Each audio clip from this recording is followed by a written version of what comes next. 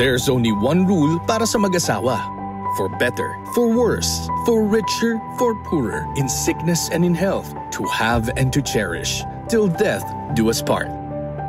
At mga mag-asawang relationship goals na dekada nang inabot ng sumpahang ito, makakasama ni na Kuya Alan at Ate Lani sa isang espesyal na gabi sa CIA with BA.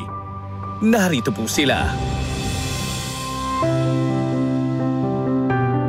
Mula sa ligawan sa Bolingan noong 1965, inabot ng digmaan, naghiwalay para sa kabuhayan, ngunit naging matatag para sa pamilya at isa't isa. Iyan ang halos 60 taong pagsasama ni Nanay Felicidad at Tatay Norberto Herrera.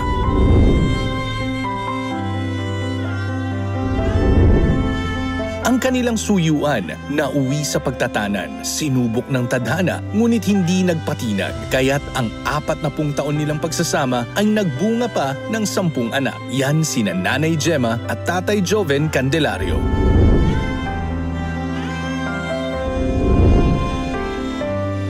Long-distance relationship na nabiyayaan ng 14 na anak. Walang problemang hindi natatagumpayan ang 53 years sa pagsasama ni Nanay Belen at Tatay Enrique Castro.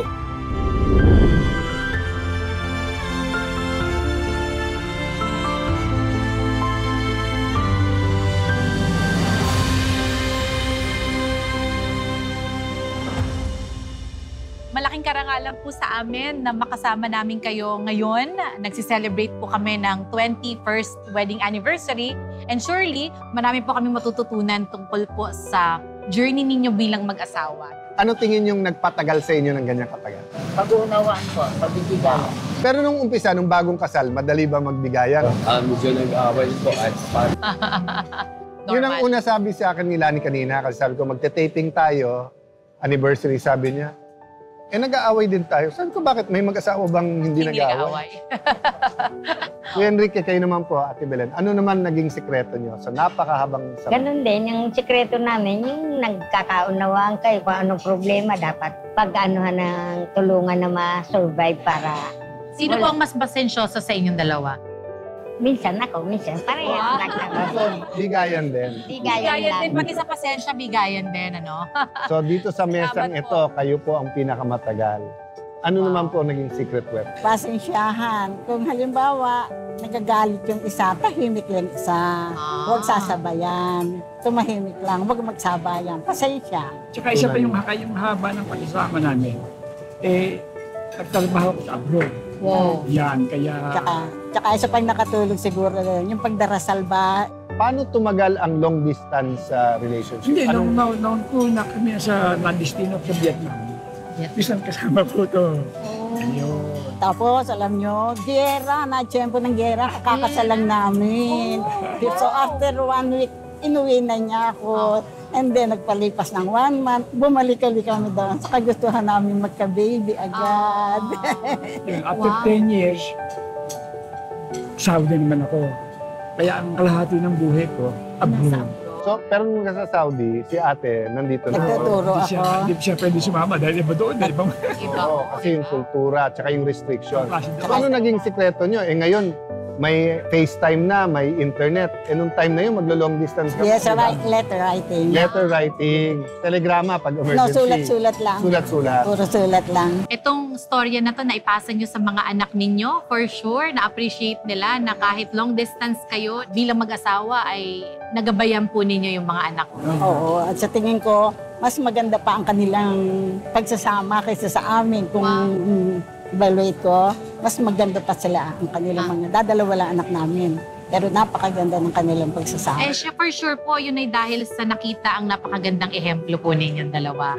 Congratulations po, humahanga po kami sa tagal ng pagsasama po. Tsaka siguro una ang God. Kasi ito, lay minister. Lay minister. Hindi kami natutulog na hindi kami nag-rosary. That's great. Ang laking bagay. Siyempre, kasama doon yung anak. Yun ang paulit-ulit namin sinasabi ni Lani, lalo pag nagdininang kami. Ang kasal, 3 yan. Yung mag-asawa at ang Panginoon. Diba? Yes, oo. So, sa mga bata ngayon, di ba? Kasi sabi nila, bawat generasyon naman, di ba? May hilig yan, may uso, may kultura, no? Pero kasi nung bata tayo, parang kukunti palang bansa ang talagang may divorce. Tapos, parang ang tinuturo, habang matitiis mo sana, huwag maghiwalay. Pero ngayon, marami nagtuturo, pag hindi ka magkasundo, hiwalay, divorce, annulment, di ba? Kung halimbawa, sariling anak niyong ikakasal, anong advice ang ibibigay? Magsasama sila ng maganda para hindi sila maghiwalay, gano'n. Para sa inyo ba, importanteng matagal din silang naging boyfriend, girlfriend?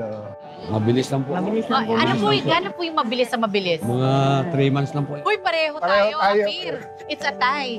Pareho tayo. 3 months din lang ho kami ni Alan bago kami nagdesisyon Kayo po yan, na Mike. magpakasal. Matagal ba kayong mag-boyfriend? Parang kami ganun din. Ganyan din. 3 Ma'am. buwan din lang? Ay, talaga naman. Kayo po? Mataon ho dahil Taon. nasa Vietnam ho. Kami pala ang mga express lane. Kayo ang mga slowly but surely. Paka-importante na nakikita ng ating mga kababayan, may mga successful marriages. Di ba? Hindi perfect, pero nag-survive at tingnan mo, pag nababanggit natin yung storya, yung ngiti iba pa rin. Yes. Diba? Maraming salamat po sa pagsisilbing inspirasyon po sa ibang mga couples. Kami po, 21 years.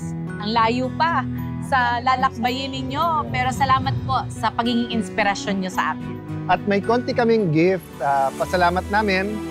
Ensaymada galing sa La Luna Cafe.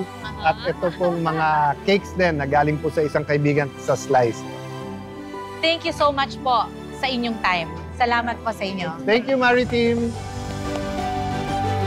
Thank you so much po.